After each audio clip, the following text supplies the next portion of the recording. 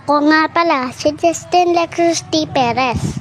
Samahan niyo po ako ngayon araw. Dumating dito ang mamita at tatay dayo namin. Meron silang pasalubong para sa amin. Fresh Panda tree, rambutan, at ginataan na manok. Kinatay ng tatay dayo ko. Masarap yon. At ngayon nga, magpapagupit nga kami ni Kuya kahit malakas ang ulan. Tapos papunta kami sa Walter Moore. Naanan muna namin yun Mama Days ko.